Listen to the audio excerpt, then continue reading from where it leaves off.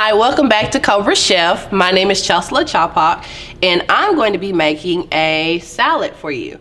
I work at Fountain Lake School District as the high school and middle school special education teacher, and this is one of the recipes that I usually cook with my students. I teach a lot of life skills, so this is something that we usually start off at the beginning of the year, and we work to improve and add on as we go throughout the year.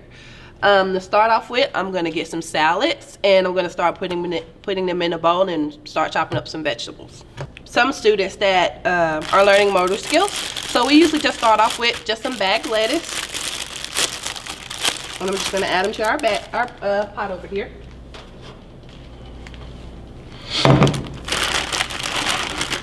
Just to kind of start it off.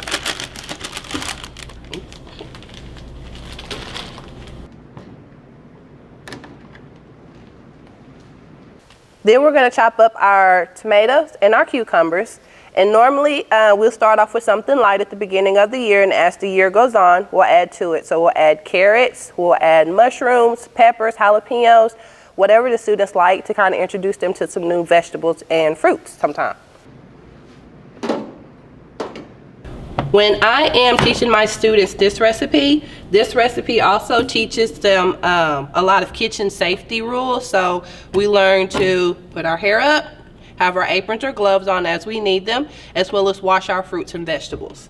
The students learn motor skills as far as how to hold a knife, how to chop, and how to organize their kitchen. So that should be enough for this.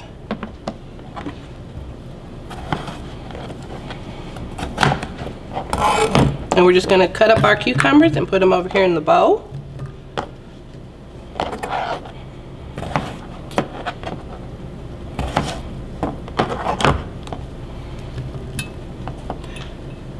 And then we're going to put this back over here.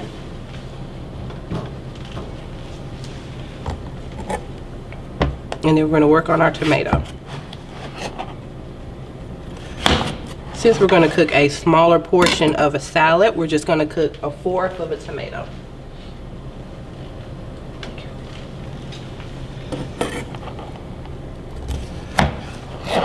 And there's no right or wrong way to make a salad.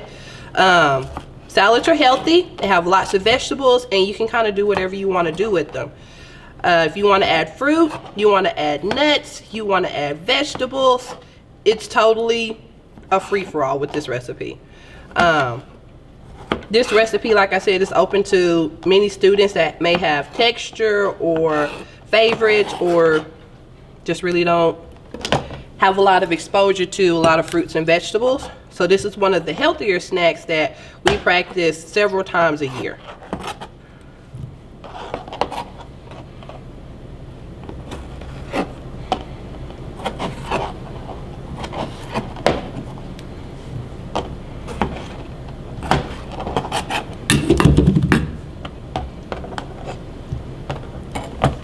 Okay, so we have our vegetables cut up, and then with this recipe we're going to grill some chicken.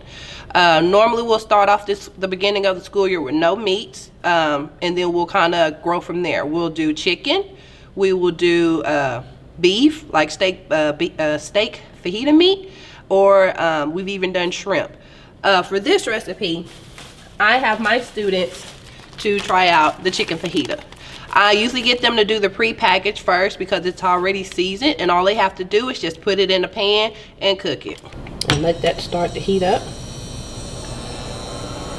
So this already comes seasoned, so it comes with the salt, the pepper, and with this one they do have different flavors of chicken. So if you want rotisserie, you want fajita, you want any kind of different flavor, they even have lemon. So we do experiment with different flavors of chicken as well to give the students a different palate to try. And it's mostly already cooked, so they don't have to cook it that long. This teaches my students also how to operate a stove, how to make sure your skillet is too hot, if it's too cold, and just overall give them the experience of working with heat, hot and cold. So while that's heating up, we can start doing a assembly. So we have our lettuce, We have our cucumbers. You can add your cucumbers now. You can add your tomatoes. And then this part, I usually let my students depict what they want in their own salad. For me, I usually start them off with cheese. All kids love cheese. It don't matter. It can be mozzarella, it don't matter. All kids love cheese. So you add as much or as little cheese as you want.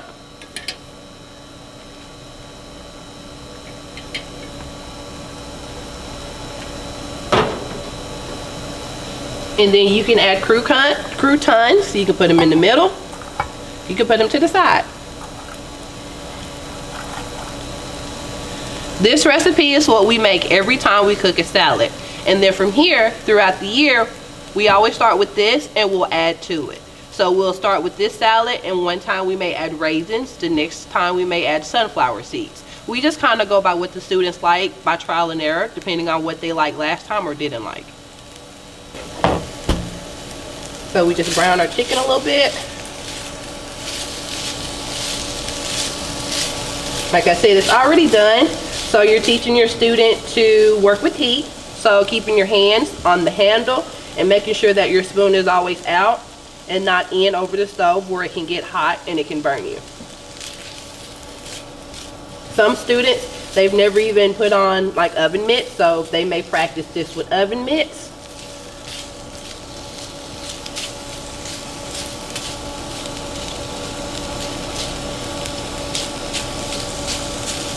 Just gonna brown it just a little bit more.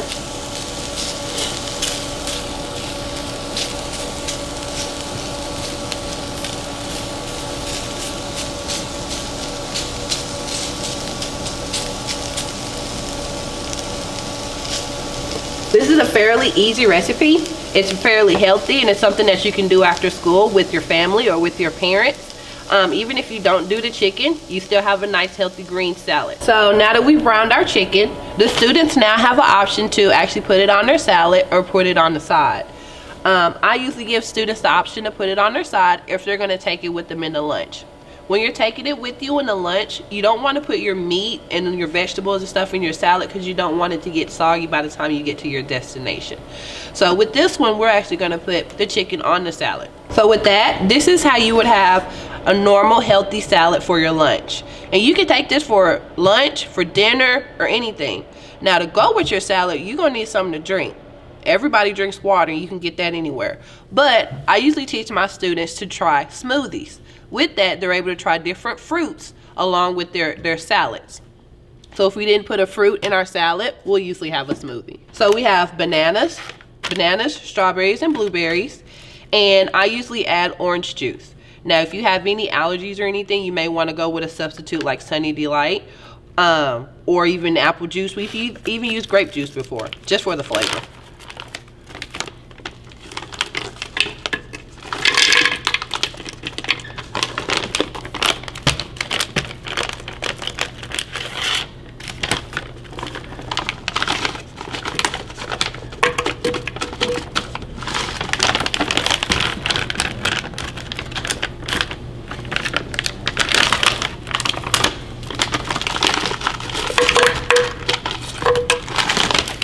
So we've added our fruit, and now we're going to add our juice.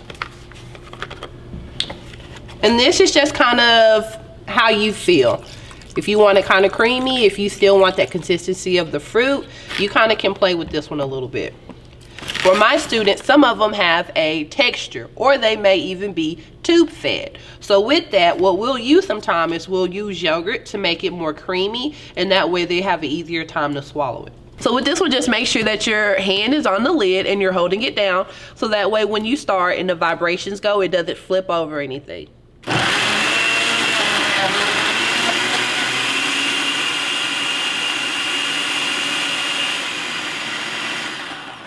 And you may have to shake it up every now and then because we are dealing with frozen fruit.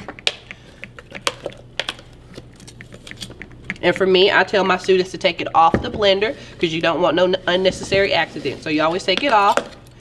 You just stir it up a little bit.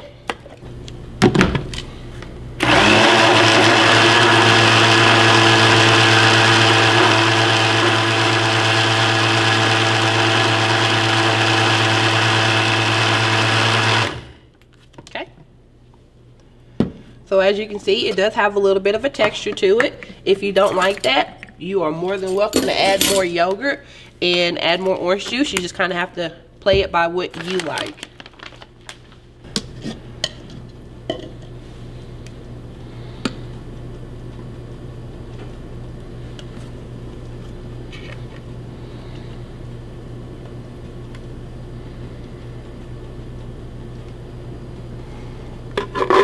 And there you have it.